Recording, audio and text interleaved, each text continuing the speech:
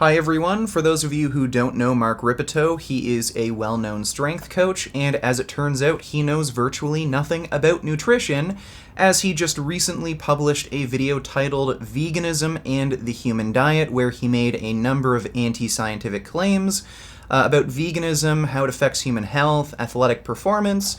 So in typical fashion, I thought we'd just go through this video and rebut each of his claims point by point. Veganism is a psychological disorder, as far as I'm concerned. Okay, so a few things to point out here. First of all, Mark doesn't even know how to pronounce veganism, which suggests to me he knows nothing about veganism either as an ethical philosophy or as a dietary practice. I'm sure if Mark actually did any research into veganism, along the way he would have learned how to pronounce the word.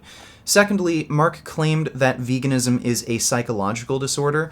I'd like to know what gives you the authority to make that assertion. I looked into Mark Rippetoe's educational background, and it looks like he has a Bachelor of Science in Geology with a minor in Anthropology. So, for those of you who don't know, veganism is simply an ethical philosophy. It is the belief that we have a moral obligation to reduce the unnecessary suffering, death, and exploitation of animals as much as reasonably possible. Does that sound like a psychological disorder to you? No, of course not, which is why you won't find veganism in the DSM-5, the Diagnostic and Statistical Manual of Mental Disorders. So not only is it anti-scientific for Mark to claim that veganism is a psychological disorder, but it's also just plain intellectually dishonest. Now, Mark doesn't really know much about veganism, but I'm sure he knows enough to at least understand that veganism is simply a list of ethical beliefs, and these ethical beliefs may differ from his own, but instead of criticizing these ethical beliefs and perhaps the lifestyle practices of the people who hold these ethical beliefs by using logic, critical thinking skills, and science, Mark is just calling these people crazy. Well, Mark, there are people to this day and all throughout human history who you would disagree with on ethical principles. There are people who believe, even to this day, in ritualistic human sacrifice, who believe slavery is morally acceptable, and who believe that murdering gay people is morally acceptable. And if you were to criticize their ethical beliefs, I can guarantee you, they'd just call you crazy. And the people who committed these horrible acts never considered the ethical consequences of their actions. They never considered whether or not they are morally justified in committing this harm, and they never even considered whether or not what they were doing made scientific sense, and you are acting exactly like these people. Unlike you, vegans have considered the ethical consequences of their food choices. We have recognized the harm we are causing when we choose to kill and eat animals, and we have taken a look at the science behind plant-based dieting, its effect on human health, the environment, and vegans have come to the conclusion, using logic and scientific evidence, that veganism is a morally superior position. So for you to claim that veganism is a psychological disorder, that is just a weak and pathetic attempt from you to try and make it look like vegans are unreasonable when you are the only one being unreasonable here. Now, this may come as a shock to some of you people, but there's absolutely nothing from a physiological or anthropological analysis that would indicate that veganism is a reasonable approach to the human diet. Nothing whatsoever. Again, this is an anti-scientific claim. He's trying to suggest that there is no evidence at all that a vegan diet is suitable for human health and athletic performance. Well, according to the Academy of Nutrition and Dietetics, the largest organization of nutrition professionals on the planet, they released a peer-reviewed paper stating that vegan diets are nutritionally adequate and appropriate for all stages of the life cycle from pregnancy to adulthood. They are even suitable for athletes, and vegan diets confer protective benefits against our most common chronic diseases, including heart disease, diabetes, and cancer. Also, according to the most recent meta-analysis, vegan diets provide protection against ischemic heart disease and cancer. This is a pretty consistent finding across all research.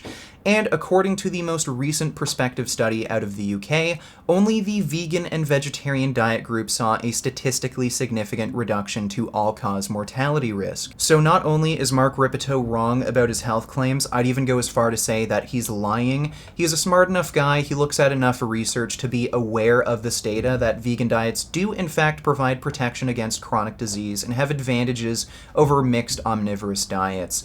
So it's funny how Mark Rippetoe claims that vegans suffer from psychological disorders, we're the ones being unreasonable, yet he's the one having to lie about scientific evidence to support his claims. It's a religious, possibly a religious or moral consideration, but I'm not a theologian and I'm not a psychologist. Again, this is just plain false. I've already provided you with plenty of research demonstrating that vegan diets do offer protection against chronic disease, and these results are remarkably consistent across numerous studies.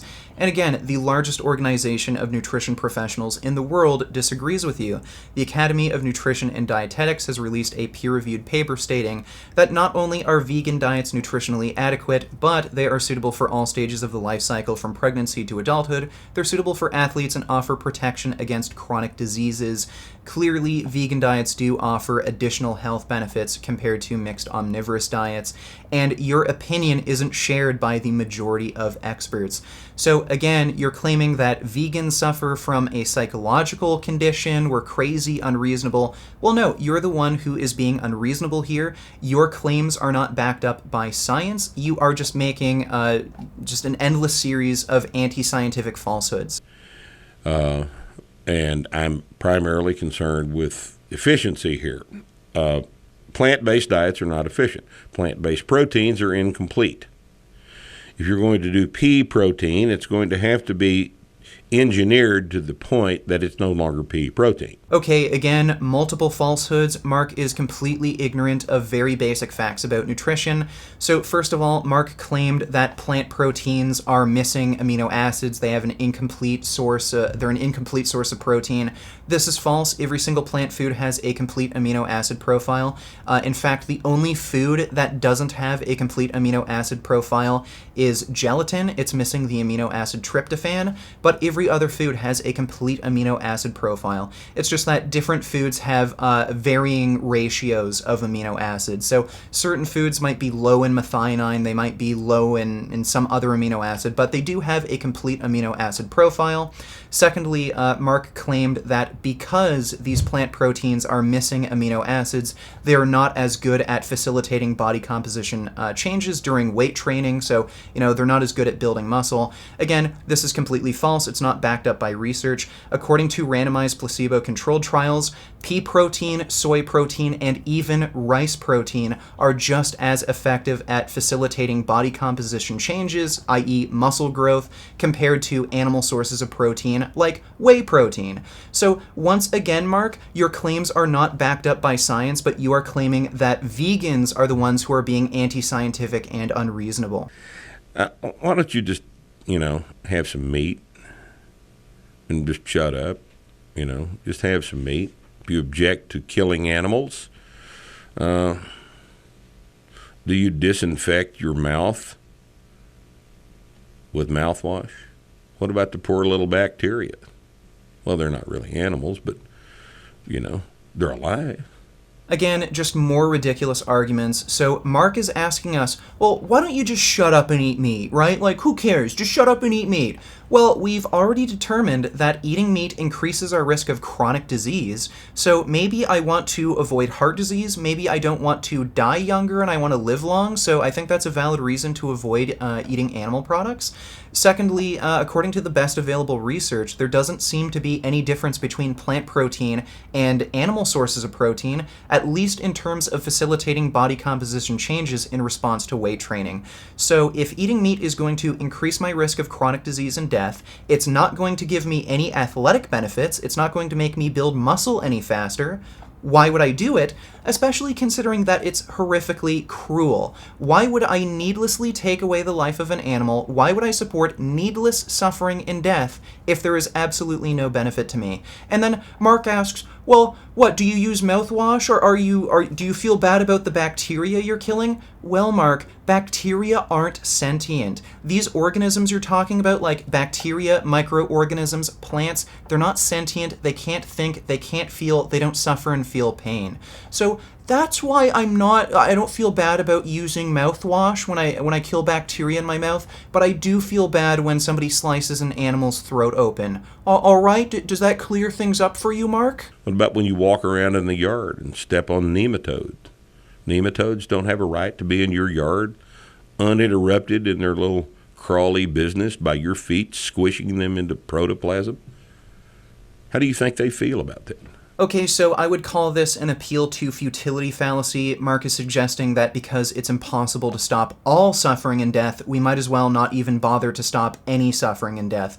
So, with the example he gave, you might walk around in your backyard and unintentionally step over insects. I'm sure anyone who's ever driven a car before, you'll notice like bugs can splatter on your windshield. You might accidentally run over a rabbit.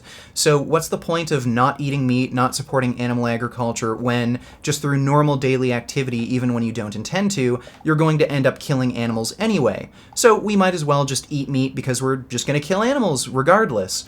Well, Mark obviously didn't put much thought into this argument because this line of reasoning could also be used to justify murdering people.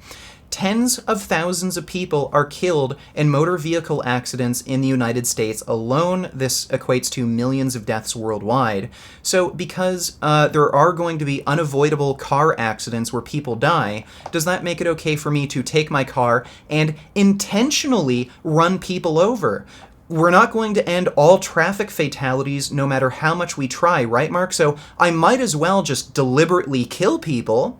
So, the issue here is, I think we can both agree that a world where less suffering and death occurs is a better world. So does that clear things up, Mark? Do you think a world where less suffering and death occurs is a better world? Should we strive to be better people and not support needless suffering and death? I think so. That's why I'm vegan. What do you do about roaches in your house?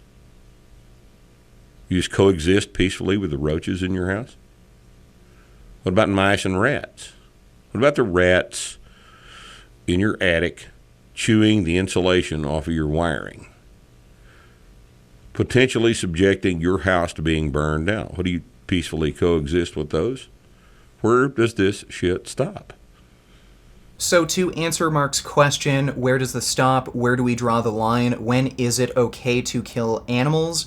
Well, I'd say it's okay to kill animals when they are negatively impacting your well-being to a point where it wouldn't be a reasonable expectation for you to suffer or even die. So in the case of a cockroach infestation, a rodent infestation, that could seriously impact your health, your well-being, or even kill you. So in those circumstances, yes, it's perfectly morally acceptable to exterminate cockroaches or rodents that are infesting your house. But let's just point out that killing a cockroach infestation or a rodent infestation is not the same thing as you slicing cows' throats open because you just feel like eating steak because they taste good. So I hope that cleared everything up, Mark. I hope you learned some things about nutrition, health, fitness, ethics, and if you like this video, maybe consider supporting me on Patreon or through my website. I have some funding perks you may find interesting. If you're looking for clothing, then check out the Vegan Gains store, and if you're looking for online coaching, then check out Quality Gains. You can use the discount code down below, VG10, to get 10% off, and as always, keep making those vegan gains. Beef. What a relief.